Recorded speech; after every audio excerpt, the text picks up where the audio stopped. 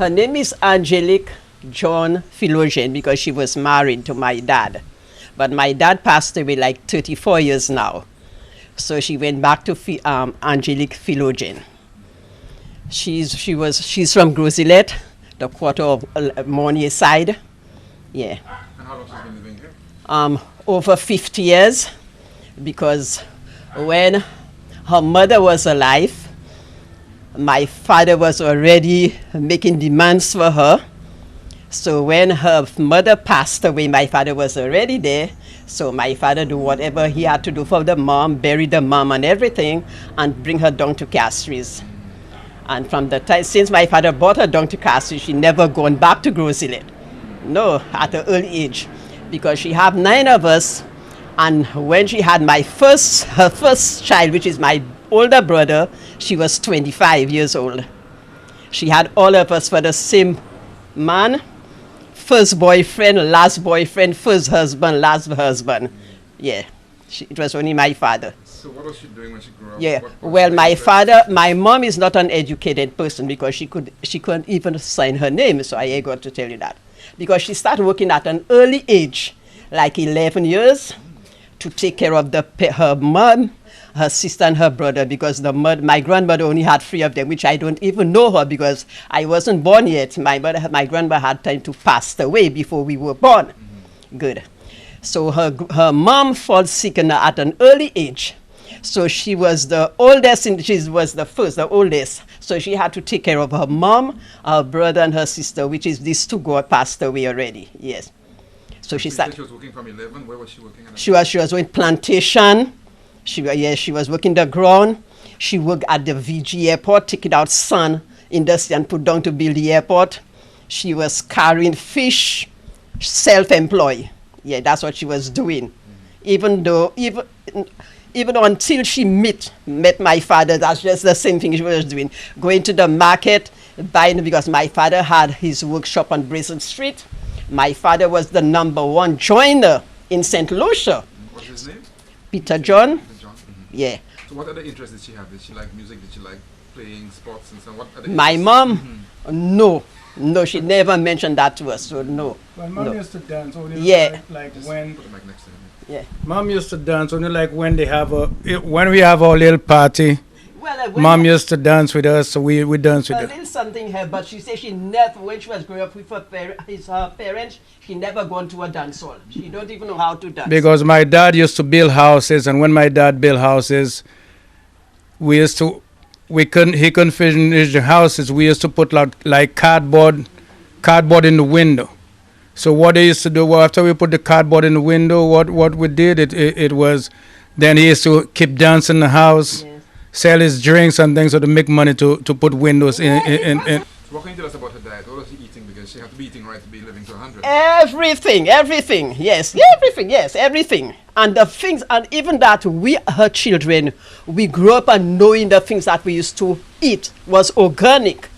Yes, we don't know nothing with what the kind of food they have now. Everything is poison. Mm-hmm. Yeah, organic. Also, she was eating just organic. Organic food, yeah, because I think there was no chemical in no food, nothing that we were growing. Yes, yes. And when she was at her parents' home, they were growing her own food.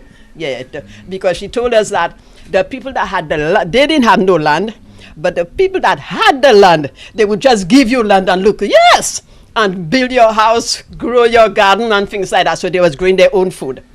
But the food she mostly liked, and up to a day like today, is yam. The yam they call the burja, the wild yam. That's her food. She said she had loved rice, but after a while, she detests rice. But give her burja from January to December to her 100 years. Oh yes, that's her food. Dashing, no, she's nothing like dashing. She don't like, you see? She don't like green banana, nothing so. Oh, and macambo, buffet, when it start to get sweet, oh yes, this 2 food is her food, yeah. So she wasn't a vegetarian, she was eating meat and everything, just like us, everything. But in the times when we grew up, it was mostly fish or saltfish during the week. It's only on Sundays there's a mixed soup where we get meat. But all during the week it's just fish and saltfish and stuff like that.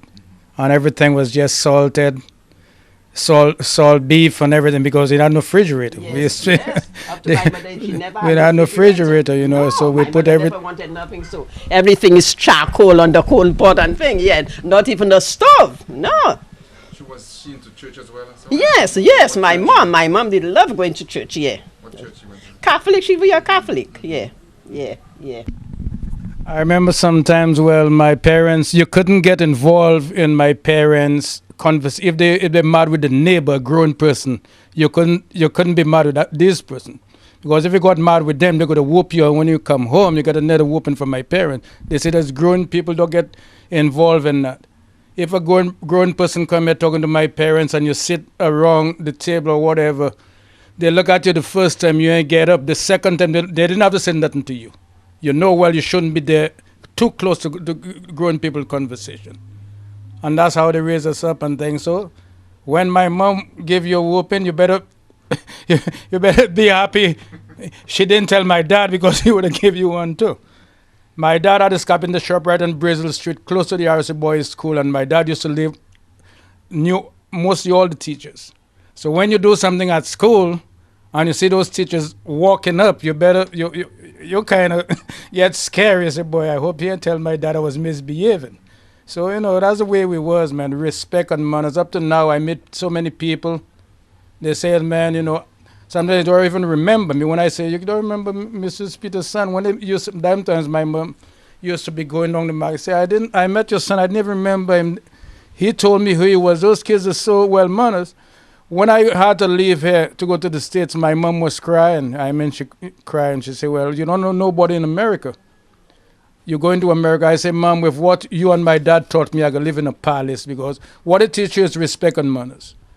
And with respect and manners, it ain't too much you need more than that to carry you through.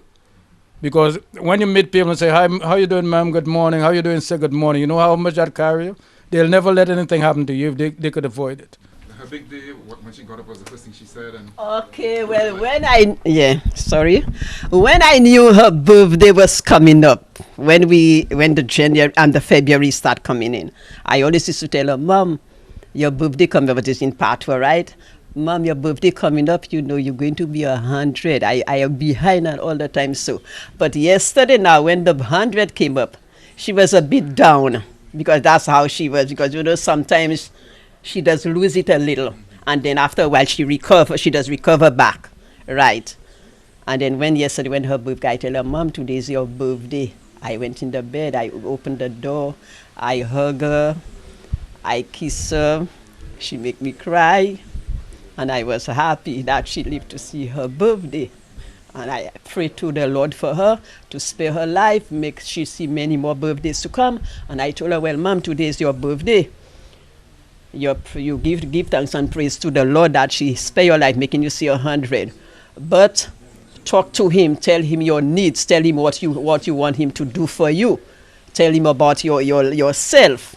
Because you know what you did, I don't know that. So right now, as you have the understanding, you can see, you can talk. So start talking to the master.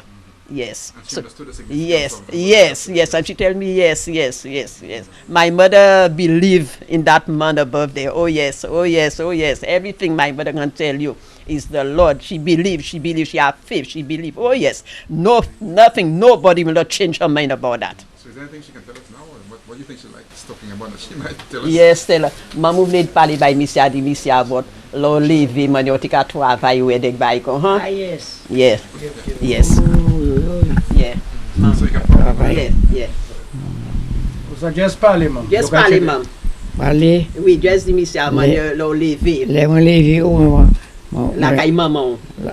Faire jardin, c'est chailler charbon, aller la rivière,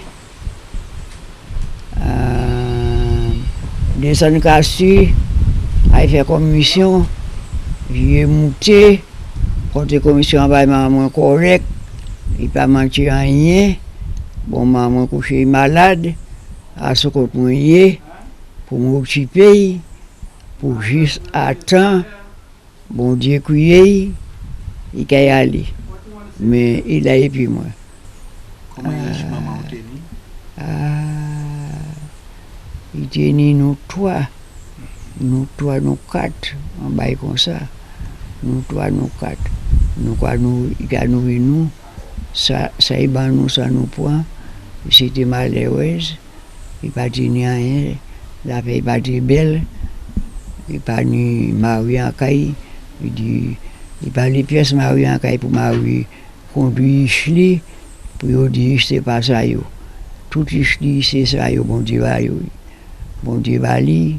Tout Chli, c'est ça li. Nous quoi boire manger ensemble. Nous avons tiré de blagues, nous avons ri, nous avons baigné, nous avons fait tout le bagage. Les arrivés, ils crient nous, ils parlent à nous, ils disent nous, vivement niais, il te qu'à vivre puis nous. Vivement niais, il te qu'à vivre puis nous. Il pas de faire nous méchanceté, il pas de faire nous cruauté, il pas de prendre l'avantage à nous, ça y est, nous point. Merci maman. Merci maman. Merci maman, nous finissons avec ça.